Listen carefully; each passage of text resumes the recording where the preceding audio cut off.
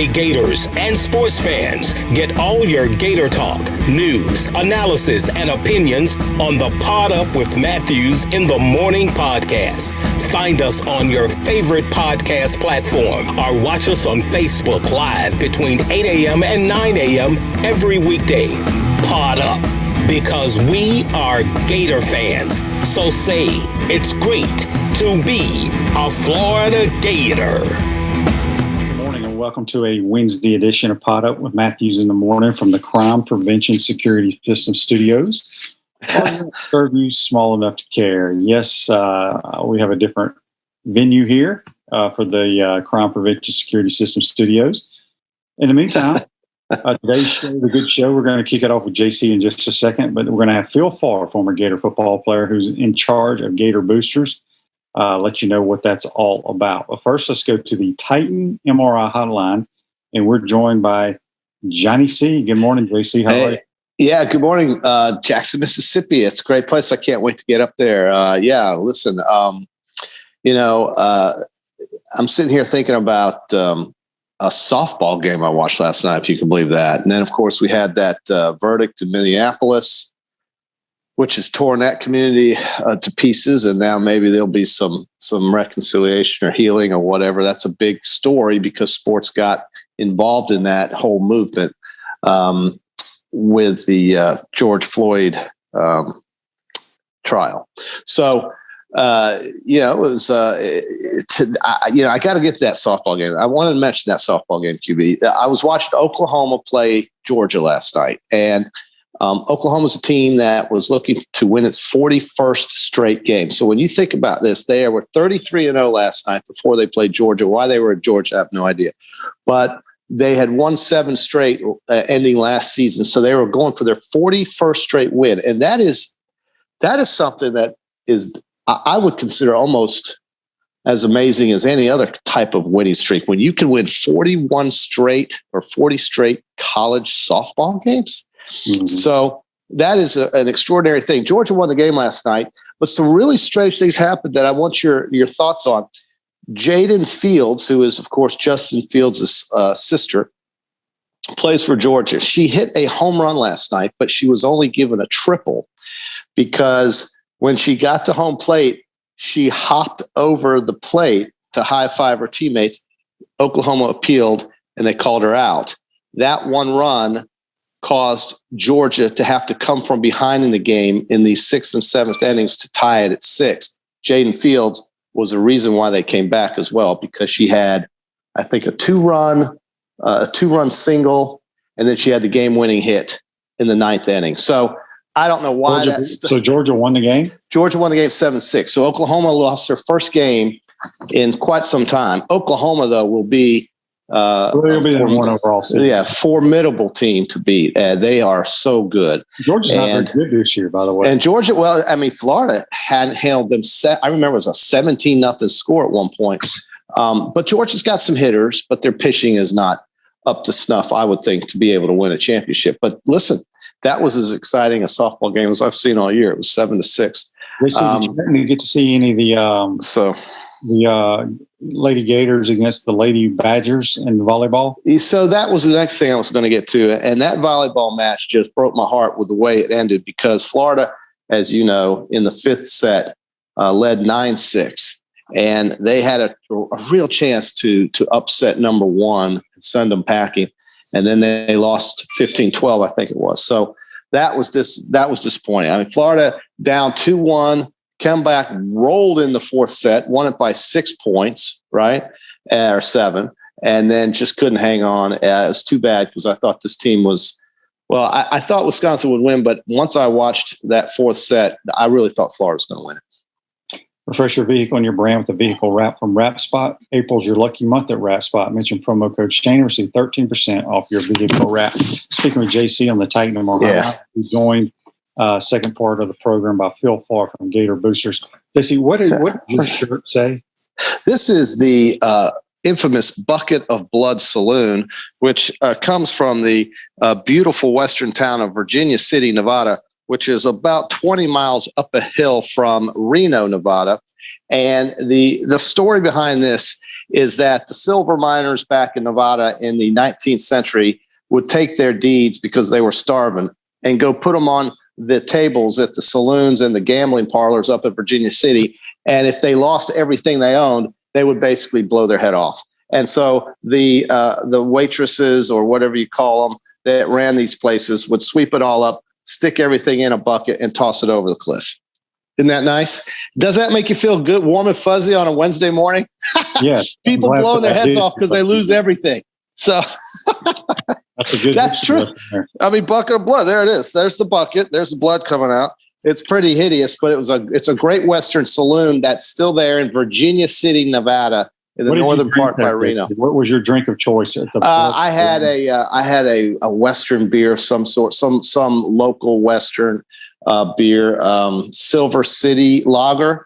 It was delicious, and of course there's whiskey up and down, so I had to have a shot of Jack Daniels. Jack Daniels, that's the bucket of blood for women. Right. Yeah. So JC, I saw this on Twitter the other day, and I screenshot it because I wanted to talk to you about it. And I don't remember who posted it, but it says the schools with the most returning starters in college football and Power 5 schools. Who do you think has the most? There's 4 teams that have 20 returning starters. 20? Oh, wow. Well, I would say, gosh, that's a tough one. And then there's 5 that have 19 returning starters. I bet you Mississippi State's one of those schools. No. So your 4 teams that have 20 returning starters, which let me make a point here. Just because you have returning starters doesn't mean it's going to translate to more wins the following year. Those starters probably suck and not very good, because it was about 5 years ago. I remember in the Athlons and all those Lindy magazines, Tennessee has 19 returning starters.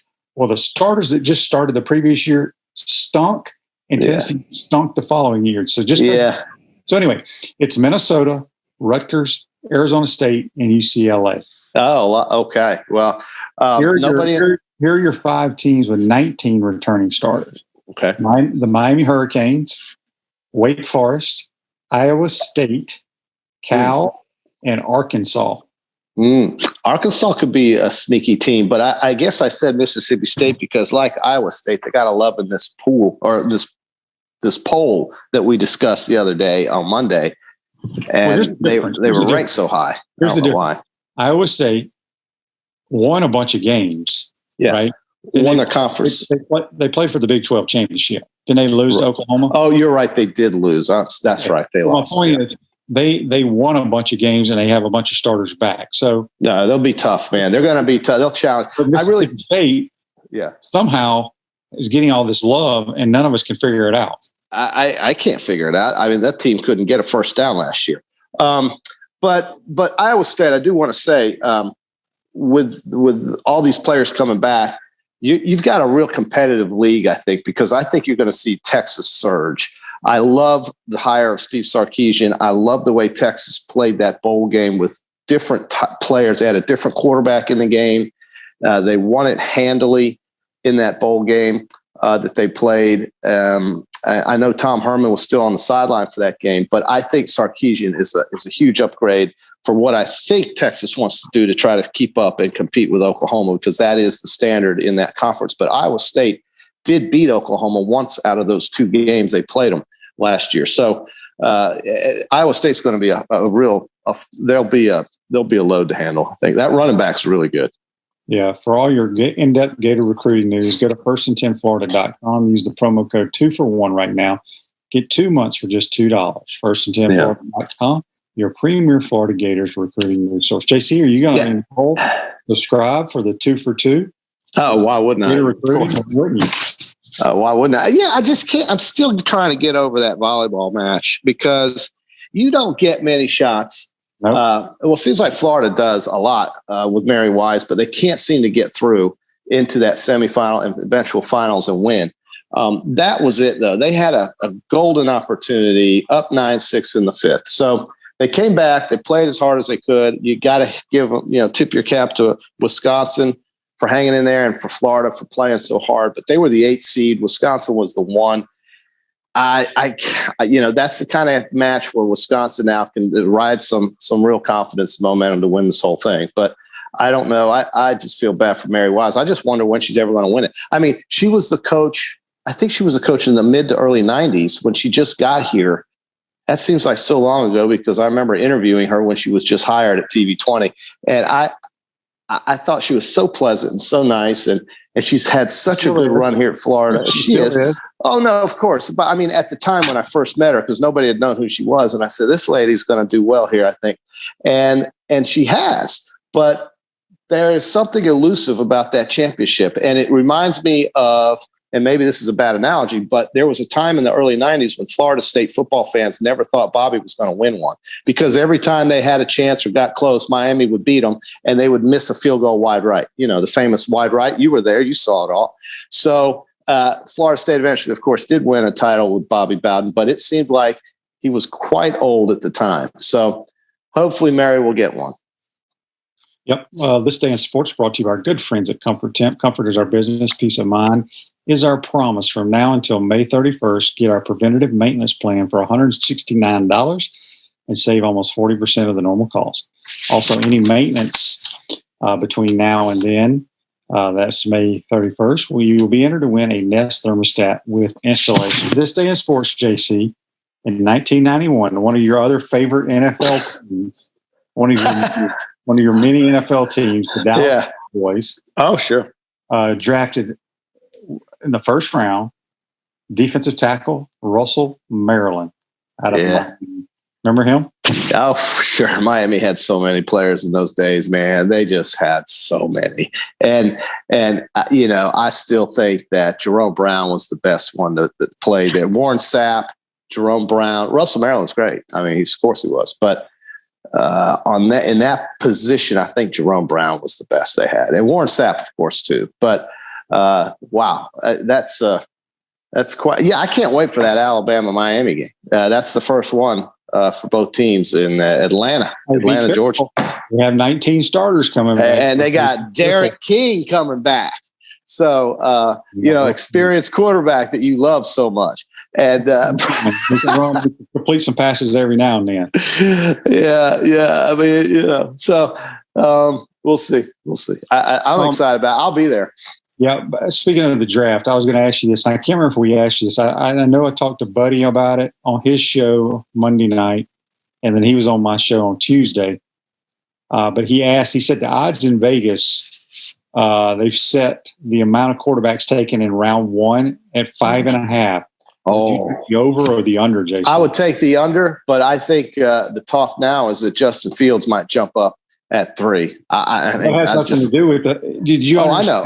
Yeah. How many quarterbacks will be drafted in the first round? I'll say 5. I said 5 too. Who are your 5? Well, obviously Justin Fields, who I mentioned, I think might get in there. Maybe not, but I think obviously we've got Lawrence and Wilson. Mac Jones has been talked about, of Justin course. Fields going in the first round. Yeah, Justin Fields, and then the kid from North Dakota. Is that 5 quarterbacks? Yeah. Davis. There's talk about Davis Mills from Stanford maybe sliding in there. I'm going under 5.5. If it's 5 or 4.5, you're okay at 5. I think 4.5. Buddy's the one that brought this up. He said 5.5. So I told him under 2. Well, how many did he say? Well, he thinks Kyle Trask may slip into the first round. I've talked to a couple of one general manager and a couple scouts. A lot of people love this Davis Mills kid, man. Really? Out of Stanford. Well, I mean, they may love him during those. All the workouts were on campus. I didn't do the combines, so I don't think coaches play. Anyway, I mean, maybe he did something special at Stanford. Well, I don't see Justin Fields being the third quarterback taken. So you think it's still Joe? You say he's rising. I say he's slipping. Well, if he's slipping, then that would be somebody like Pittsburgh or someone in the latter part of that first round. Well, I think he'll be in the top. Maybe Washington. Top 12, but. Well, I mean, if you look at the first 6, you know who the first 6 picks are, or for the first 6 teams are.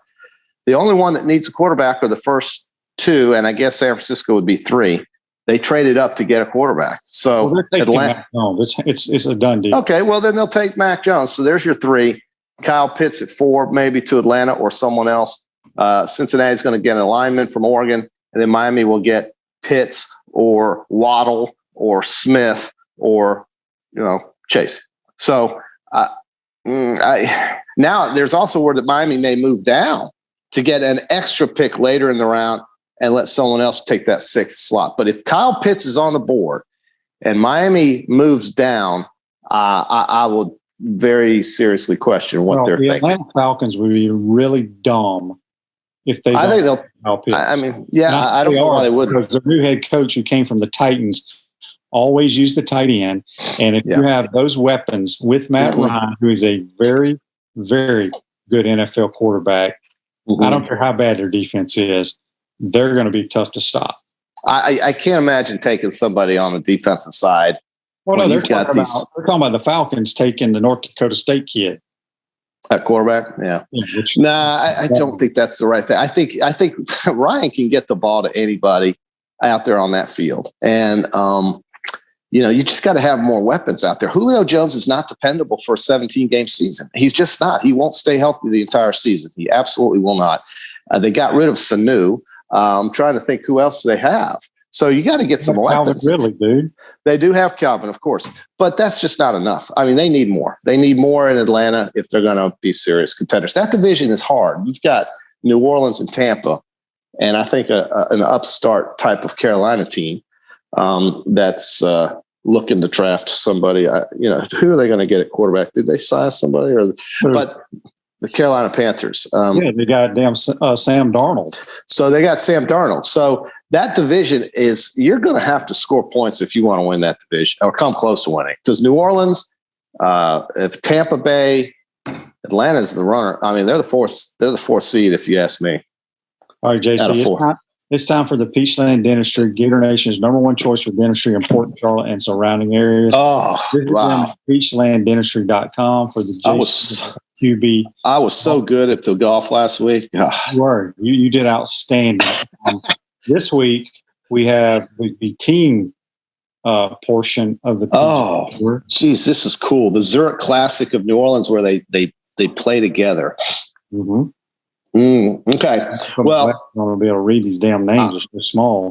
Well, I tell you that I picked first. You picked first last week. Okay, you go ahead. Ooh, look at that team. Wow. Which team? I'm taking the Xander Schauffele team with Patrick Cantley. I can't believe it. Have you picked Schauffele yet this year? He finished the highest of all our guys in the Masters. All right, I'm going with Cameron Champ and Tony Finau. Ooh, I like that 2 one. bombers.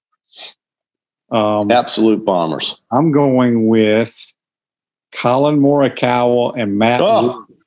Colin Morikawa and Matt Wolff. Have you ever picked them before? This is new. Yeah. Okay. Yeah. Why don't we just run a? Okay, I'll take Colin Morikawa. I mean, he's going to win every week, right, QB? So let me go. He's up there. Trust me. Let me go with. I'll tell you who's playing well is this Chris Smith. I'll take him and Leishman. Who the hell is Chris Smith? He's played better. He's played well this year. He's got a bunch of top 10s. He's got a bunch of top 10s. Him and Mark Leishman. Great team. Chris Smith. Is he an American? Are you sure that's his name? No. It just says C. Smith. Yeah. But I know. It's Cameron Smith from Australia. No, it's Cameron Champ. It's Cameron Smith, too. Is it? Oh. Look and see. Well, I keep trying to push it, and it doesn't come up.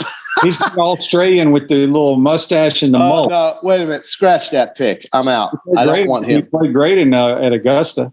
Yeah, he did play well, and that's why I recognize him. But I'm going to go with someone else. Instead, give me Tyler Gooch and Max Homa. I like it. I like Max Homa. He's hilarious. Yeah, it's a good player. Okay, so have you picked 2 or 3 teams? 2 teams. All right, I got to pick my third. This is great. This is a great format, dude. I love this format. How do they play? Is it just best ball or what? It's got to be best ball. I mean, what else? It's not a scramble, QB. Thank God, because who the hell would want that?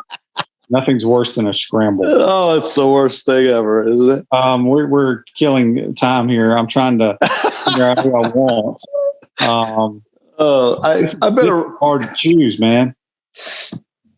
I'm going Ben On and Son JM. I'm going with the between the two of them, their last names, there's only 4 letters. Okay, that's pretty impressive, QB. That's easy to write down. And while you do that, I'm going to take I was thinking about Stenson and Rose, but instead I'm going to go Ryan Palmer and John Rahm. Yeah, I almost took them, but I really like that team of On in M and on. Yep. On M. They're both from South Korea, right? I would think, yeah. Okay. Definitely. Well, that's our winners for the week. Wow. Should be a lot of fun. Okay, Jason, before we let you go, I have to ask this. What the hell is going on with the New York Yankees? Yeah, I think it's an apathetic team. I think they don't feed off any energy in Yankee Stadium, which is famous for the energy it brings when you go to that stadium and you watch a game. I really think that affects these guys. They're 5-10. Dude. I think their pitching has failed them to this point, and they don't hit. Don't they have the highest payroll in all of baseball? I mean, it doesn't. Like you said, it doesn't mean anything. It just means they're expensive. That's all it means. Well, I mean, the Dodgers are 14-4 with their high payroll. Yeah, that's true, and I can't really make an excuse for these guys. Maybe it's Aaron Boone. Maybe he's just not getting these guys' attention. Well, Aaron Boone ain't the one out there swinging the bat. No, but he's the one who's going to take the fall if they end up 40-69. So, or whatever it is. You got 2 of the best pitchers in all of baseball, and I know, and Corey Kluber. I'm just hoping that perhaps this is a slow start. That perhaps fans will get into Yankee Stadium this summer. That perhaps these guys will remember that they're really good. Tell me they're playing bad because there are no fans in Yankee Stadium. Well, these are players. These are players that need Yankee Stadium. You think Eric Judge didn't give a damn if anybody sitting in the stands? Yes, I do, because he plays catch with the guys out in right field during. There's no other people. I mean, the other stadiums have just as many players. I mean, fans in the stands. So there's something more special about Yankee Stadium than Comiskey Park, for crying out loud. Come on. I mean, I don't know. I mean, I'm trying to figure out why they're not playing well. I mean, that's just a terrible start for them, but it's early. And, Boston's playing over their head a little bit. It's very early, very early. I saw where the Dodgers and the Padres had a big, feisty little rivalry where LA took 2 or 3 from San Diego, but there was a lot of brushback pitches. At one point, both dugouts came out on the field. Yeah, that's a rivalry right there. Those teams really want to beat each other. I don't know if the Yankees have anything flowing in them. They're like a bunch of walking zombies right now. They don't have any fire. Tampa Bay goes up there and plays the Yankees and runs them off the field. I can't explain that. It's a minor league team when you look at the payroll, but it's not. Tampa Bay is a good team, a really good team. They're the American League champions. Won 2 games in the World Series last year. Could have given Tampa the hat trick of championships. The Lightning, the Bucks, and the Rays. Amazing. Yeah. Okay. Before we let you go, I was listening to some sports talk up here, and I did some sports talk as well for some stations in Mississippi, and it is amazing. You fans, you're a fan, JC. About they're all over the Ole Miss Rebel baseball team. Yeah, well, look, State put it on them. State put it on them. Listen to what they've had the last 3 weekends. Okay. Florida, Arkansas, Mississippi State. SEC. Okay. Yeah. You got Florida, who was the unanimous number 1 team, not playing with, but has the best overall talent in the country. Then you play the number 1 team in America, Arkansas, at home. And then you go on the road to Mississippi State. They went 3-6, 3 straight weekends, boy. And they're lucky they didn't play Vanderbilt before that. Is just going nuts. Well, I mean, they have high expectations. I still think they're going to be in the postseason. They're going to be a top 8 seed, in my opinion. They could. Yeah, they could. But there's only 8 teams, and there's a lot of great SEC programs. And Vanderbilt, Mississippi State this weekend in Nashville will be the highlight series. And I say Vanderbilt I say Vanderbilt's better than Arkansas right now. If I had if I had to pick two against each other with that pitch that Vandy has, I'll take them. But that doesn't mean those guys can carry that team all season long. They're good enough to. It doesn't mean they will. Arkansas is a great team. They're so balanced, great offense. Mississippi State's a very confident team, and Florida has the capability of beating anybody, right? So Mississippi will come on. They'll do well. They'll come back. You know, when they get a series with, say, Missouri, followed by LSU and maybe South Carolina, win all those games, they'll be back. Well, South Carolina they're pretty good. They're ranked in the top 15. You know, it's interesting. Florida sweeps Missouri, gets a bad Auburn team. Need to sweep Auburn this week. That's a good schedule for Florida. You come into Missouri and Auburn after playing Tennessee and Ole Miss. So yeah, that works out well for Florida. All right, JC, be good. We'll talk to you soon, my man. See you there. Okay. All right, that's JC joining us on the Titan MRI hotline. We're going to take our first time out of the pro. When we come back, we'll be joined by the head dog of the Gator Boosters, Phil Pharr. You're watching and listening. The Pot Up with Matthews in the morning from the Crime Prevention Security System Studios. We'll be right back. We want to take this moment to thank all our sponsors who keep the show going and pay the bills. Our gridiron sponsors are Crime Prevention Security Systems, large enough to serve you, small enough to care. Titan MRI, Gainesville's only locally owned and operated MRI facility. Meldon Law, where you matter most. Peachland Dental, Gator Nation's first choice for dentistry in Port Charlotte. Comfort Temp, comfort is our business, peace of mind is our promise. G-Tech Sport, keep your athletes in the game with G-Tech Sport. Celebration Point Town Center, Center State Bank, Chris Doring Mortgage. Some of our touchdown sponsors are Big Mills Cheesesteaks, MB Listing, Cornerstone Financial, McDonald's of Gainesville, My IT Masters, Gainesville Neon and Signs, 84 Lumber, Tropical Smoothie Cafe, Chick-fil-A on Archer Road, Avra and Smith, Dowling Signs, Chomp Parter Apparel, Ruse Ogra Agent, State Farm Insurance, Silver Cube Billiards and Sports Bar. If you are interested in promoting your business on the show, visit potupwithshane.com and click the advertise button. Again, thank you to all the great businesses that support the show. If you like what we are doing here, make sure to follow us and support the businesses that support us.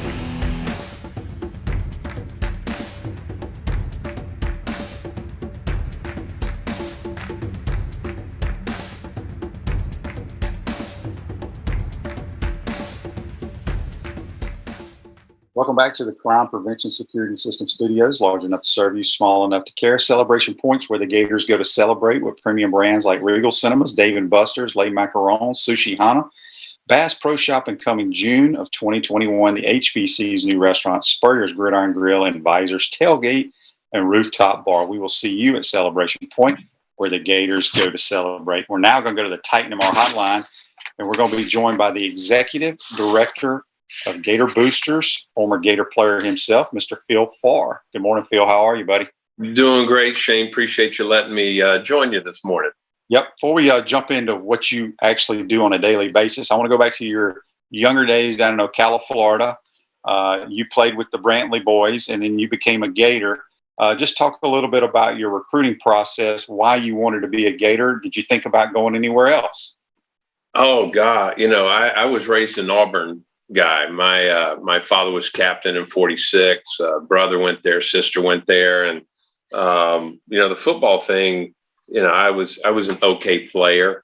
Didn't have visions of having great opportunity, but, you know, obviously with Scott and John being on the same team, coaches were around and, you know, gave me the opportunity. The recruiting process was fairly easy. They said, "Would you like to come?" And I said, "Yeah." So, you know, it was an interesting process. Had a good football team. You know, won state championship junior and senior year, and just had a lot of good talent on the team. I think 7 or 8 played Division I football. So, you know, but growing up with John and Scott, from a football standpoint, was interesting. Knowing Johnny like you do, Johnny always makes life interesting.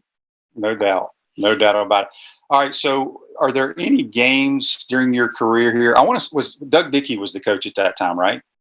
Correct. I was during the transition. I redshirted a year, blew my knee out my freshman year. So I had 3 years with Coach Dickey and 2 with Coach Pell. Okay. So we went and did that transition. What are there any moments, any games that stand out in Phil Pharr's mind as some of the greatest moments that you had as a Gator? Well, keep in mind the tail end of the Dickey era was average at best. It's before, our program started thinking about championships legitimately every year. 79, nothing stood out because we were 0-10-1. So I guess the tie was big. It screwed up our perfect record of 0-11. But seriously, Coach Pell came in and really was changing the attitude of football. From a fan support standpoint, did a great job. So you go from 0-10-1 to 8-4, and I think up until 15 years later, 20 years later, it was the biggest turnaround in Division I history. So kind of started putting the belief that you could win in the program. So that was probably the most important thing that stood out was just you can win at Florida, and obviously until 1990 we never had won a conference championship. We're speaking with Phil Pharr here on the Titan More Hotline. He's the executive director of Gator Boosters. Okay, once your career was over, as you mentioned, you didn't play pro ball or anything like that. You got involved with Gator Boosters at a very, very young age, correct? Yeah, I literally started working here about a week or two after I graduated.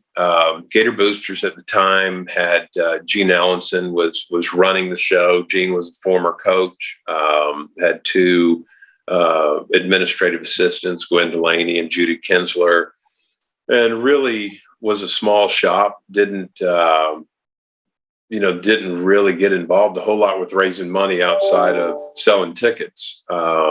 So Coach Pell pulled me in one day and just asked what I was going to do after I left, and told him I was, interviewing for some positions. And he said, "Listen, we're thinking about a position at Gator Boosters, and want to see if that's something you're interested in." Had me go down, and I met with Warren Kaysen, who was a big supporter, attorney down in Tampa. Went down and met with Warren, came back, and I guess Warren and Charlie spoke and offered me a job. So the weird thing was, had no idea what the job entailed. Like most student athletes who come here, I didn't even know what Gator Boosters was. I thought scholarships came from the state and facilities were paid for by the university. So, kind of came in and developed a position over the next few years, and, had a good plan. Was going to work 3 or 4 years, make some contacts, and go conquer the world, buy a house in the mountains. And 39 years later, I'm still there. I love what I do. Love why I do it. You and I were beneficiaries of scholarships. I couldn't have afforded to go to school. So, it just has been a really good learning experience. And then you look at the facilities where we are today versus where even you played. It's not even close. We're competitive now. Yes. All right. Before we get into the whole scholarships and how all that works, because like you said, a lot of people and even athletes they don't quite understand how it works. I wanted to ask you, didn't Charlie Pell start the Gator clubs throughout the state? Yeah. Coach Pell, prior to Coach Pell being here, there were alumni association groups and there were football booster groups.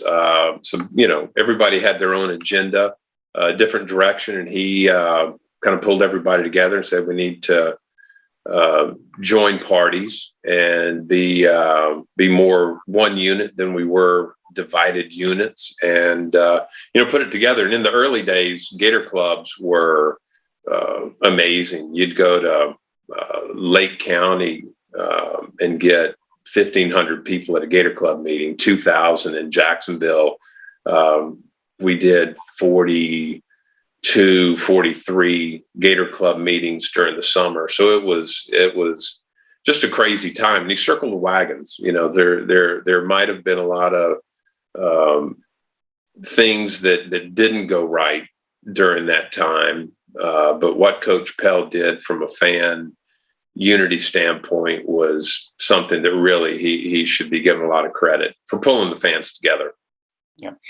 Phil, so let everybody know, because, even as a former player, you still don't quite understand how it all works. So, a scholarship, everybody thinks of football because you got, what is it, 85 scholarships now? Yeah. And then some of the other spring sports only get partial scholarships. But Gator Boosters, if I'm not mistaken, is responsible for raising the money to take care of all of those scholarships for the student athletes that are Florida Gators. Is that correct? Yeah, basically. I mean, you look at the Athletic Association, we offer the full complement of scholarships allowed by the NCAA. It's $15 million a year. Our scholarships are not discounted. We pay the same thing to go to school anybody else would pay. It's all paid for by the Athletic Association, which is Gator Booster funds. Yeah. And so you say about $15 million a year. So the you still have to pay the out-of-state tuition for the kids that come out. Okay. Yep, absolutely. All right. We got a text here on the Titan MR text line. It's from Jim. Jim wants to know, Phil, can you explain actually what a bull gator is? A bull gator is our highest level of annual giving. Ticket-related giving at $16,000 a year. And it's just, a lot of times it works out to be 16,000 or more just based on the contribution attached to your tickets. But, bottom line, it's just our highest level of annual giving contributors. Yeah. Facilities. Okay. I'm a big facilities guy. I've been preaching facilities for many years. And obviously Jeremy did a tremendous job when he was the athletic director. Scott Strickland comes in and he has that vision, kind of what he had to do at a small school like Mississippi State to get the fans and the athletes interested in their school. When you look at a facility like we're building right now, I think it's called the Heavener Football Complex. Right. And we just built the Florida Ballpark. Two-part question here. How difficult is it, or was it, especially with COVID, to raise the funds for those facilities? Because what are they both about $60 or $70 million, right? Yeah, plus, and it's.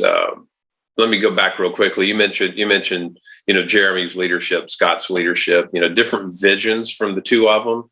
Mm-hmm. Jeremy, I think unfairly was criticized for some of our facilities when he was here, but let me tell you, his business acumen was phenomenal. And if he didn't run this place the way he did and build a reserve, there's no way we'd be able to do what we're doing today, with Scott's vision with our facilities. So kudos to Jeremy for putting us in a position to financially be able to attack these facilities. But you're right. If you don't have the facilities in 2021, you're behind the eight ball. It's not going to happen. We got a Facebook Live question here brought to you by Metal Law, the only official law firm partner of the Florida Gators. Joseph wants to know, what's the average cost or contribution to be able to get tickets in the, quote, booster section yearly? Oh, gosh. That's a multi-level conversation. It goes anywhere from, maybe $100 a seat to $3,200 a seat. It depends on the location, depends on if you're in club, in a suite, in the stadium. Are you on the west side, on the east side, north end zone, south end zone? So yeah, it's a tough question, but it all is dependent on the location in the stadium. But it's it covers the spectrum. Do you see in the future, and I know Scott's talked about it a little bit with the football stadium, the Swamp, taking a few seats out somewhere or whatever for more prime type seating for Gator Boosters? Yeah, I mean, that's I think that's where college athletics is moving. I don't think you're going to see the 100,000 seat stadiums anymore. I think the number of people coming to games is probably going down nationwide. So what you have to do is provide a more comfortable environment for people to watch a game. So, I've seen and heard conversation about, future projects in Ben Hill Griffin Stadium to make it more comfortable and have more luxury seating for our fans. My question with the baseball stadium, beautiful place. It's called the Florida Ballpark. Should we expect in a few years it to be the Florida Ballpark with someone's name on it? Y'all haven't found someone to put a name on that facility yet? Correct. I mean, obviously it's facilities are the same as scholarships. We, the Athletic Association and Gator Boosters, fund those projects. So yeah, perfect world that it's the Matthews Ballpark. So we can make that happen. But yeah, it's just from a naming standpoint, it's an incredible opportunity. It's going to be on TV a bunch, and like you said, it's a beautiful facility, just a beautiful facility. Has from y'all, how many scholarships is it each year? Pretty much rough estimate for each. Was 15 million basically is what you said. Roughly. Yeah. Bottom line, 15 million. Okay. So with COVID, with some of the athletes able to come back for that extra year, I know for coaches juggling this, I know the NCAA allowed you to have X amount of players now and increase your rosters, but has that hurt or caused any issues with Gator Boosters having to have those extra years of scholarships for those players? Does that make any sense what I'm asking? Yeah, it does. I mean, obviously there's an additional cost to that. It's going to be a temporary thing, but again, we're fortunate to be at a place with leadership that we have that we're going to make that commitment. Budget wise, we took a big hit last year. But again, because business of Gator Athletics was run so well prior to, we're in a position to offer those scholarships. So yeah, it's a big financial hit. Yeah, we got a text here on the Titan More text line, and I don't know if you want to answer this, but it's kind of funny. I guess it comes from Jim again. Jim says, "Are there any famous Gator Boosters?" Well, Shane Matthews. I'm a huge booster. Yeah. I mean, it depends on what you mean is famous. We have business titans. We have former players. We've got, NFL guys. Trey Burton sits on our board of directors, the Gator Booster board of directors. So, I mean, we're fortunate to have some people who would be well known, just in casual conversation. When y'all talk to people about, donating large sums of money, put a name on the stadium or name on this facility, does it ever get into like a bidding war between two guys? Like, look, I want my name on that damn stadium. Y'all ever have like a battle there? Really haven't had that. I mean, it might be an interesting thing to deal with. Would love to get that opportunity, I think, but have not really been faced with that. We got another text here on the Titan MR text line from Larry. Larry wants to know, what is your favorite sport after football? I assume football is your favorite. Oh, the proper answer is whoever's playing. It's hard to say. I mean, gosh, you compete for championships in just about every sport. It's a seasonal thing. Depends on when it is, and I'm going to say to pick, it's like picking your favorite child. Which child do you love the most? We're in the busy time of the year. You've got 5 or 6 teams that legitimately can compete for national championships in the spring. So kind of a hard answer to throw out there. Yep. And we got a text here on the Titan MR text line from Sheila. Sheila wants to know, does Gator Boosters determine where the donations go, or does the donor get to choose? The donor. It's donor directed. It's donor directed from a scholarship standpoint and a facility standpoint.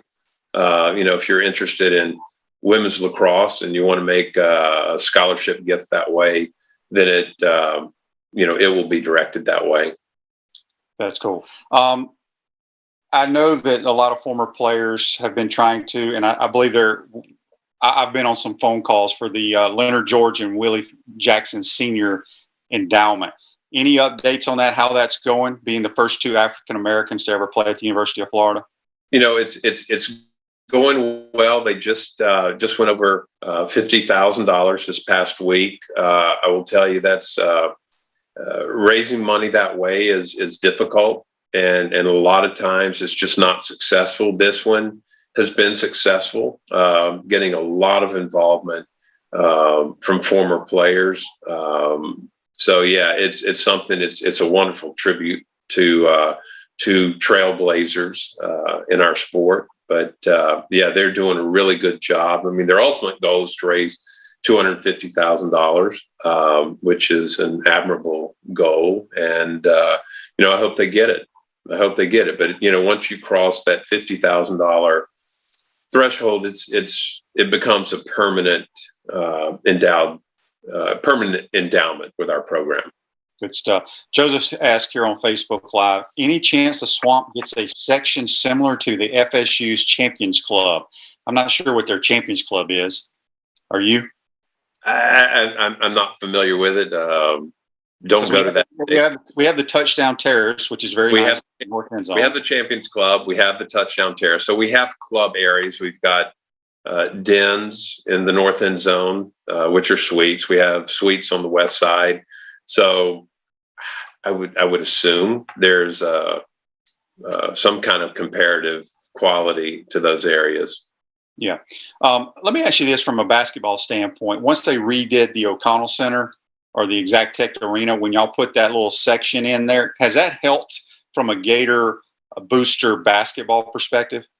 Oh, yeah. Yeah. They're obviously basketball, like football, and now baseball has contributions attached to most of the seat locations. There's a club area, there's courtside seating. So yeah, it's been a good program from a fundraising standpoint. Phil, I know y'all work your tails off there. I don't know if y'all ever get any days off raising money or what have you, but what does Phil Pharr like to do when you're not trying to get people to donate money to Gator Boosters? Oh God, I enjoy hacking around on the golf course.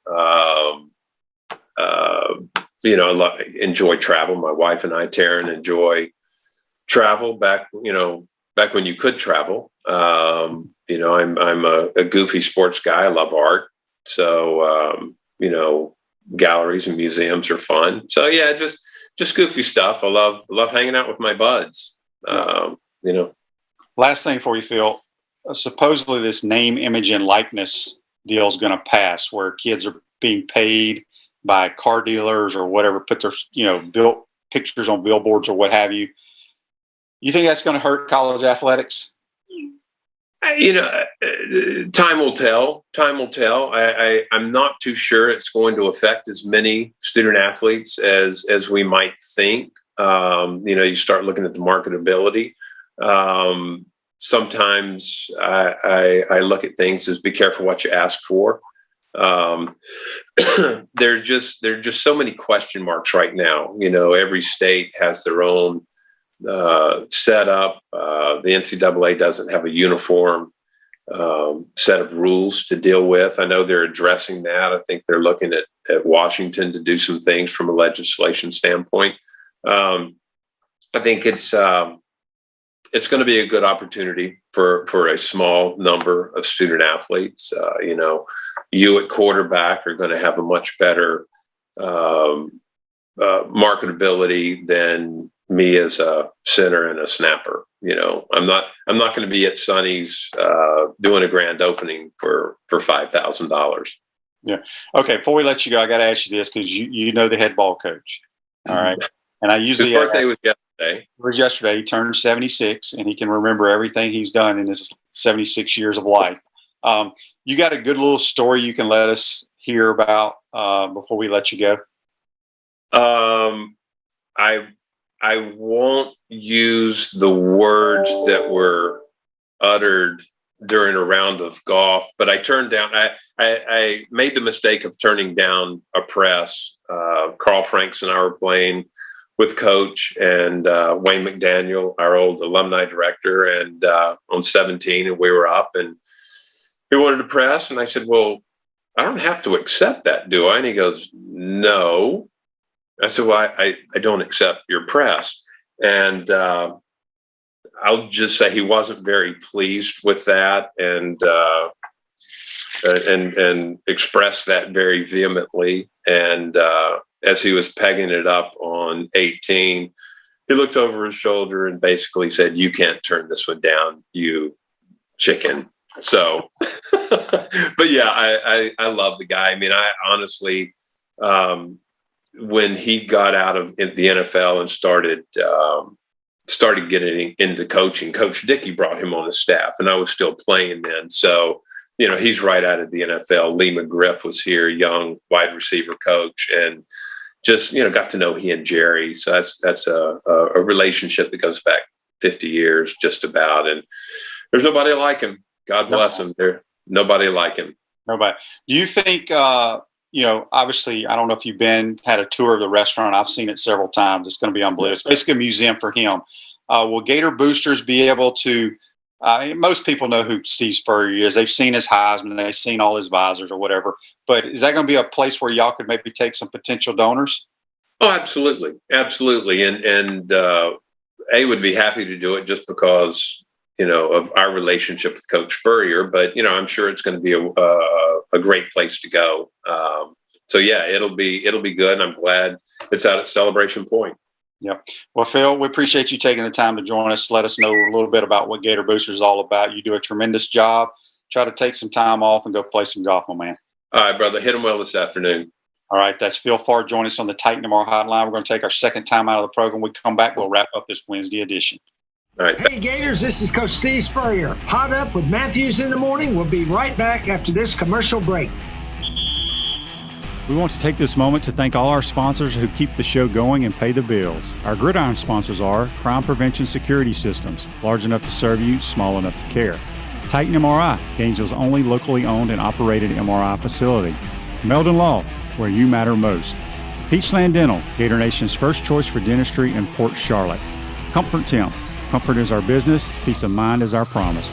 G-Tech Sport, keep your athletes in the game with G-Tech Sport.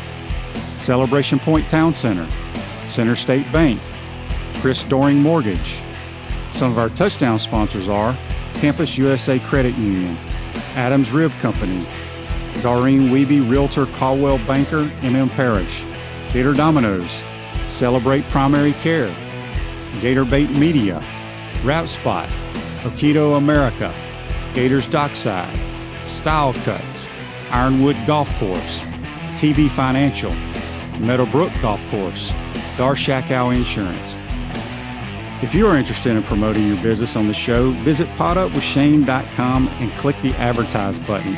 Again, thank you to all the great businesses that support the show. If you like what we are doing here, make sure to follow us and support the businesses that support us.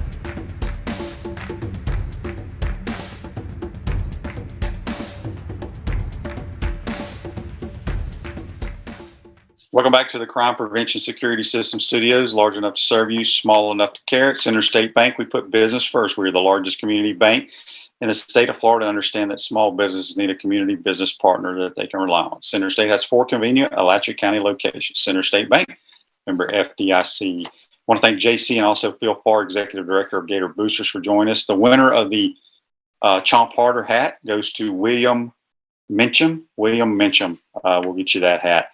Make sure you tune in tomorrow, folks. We're going to have a good show. We'll have Brent Beard talking a little college football, kind of giving us a wrap up of a lot of the spring games. But we'll also have Johnny and Tommy Townsend on. So you'll make sure you want to tune in for that as well. Today's show's a wrap, brought to you by Wrap Spot. Be safe, folks. We'll see you tomorrow. 1st and 10. Matthews, near side, wide open, Alonzo Sullivan. He may go. Touchdown, Gators.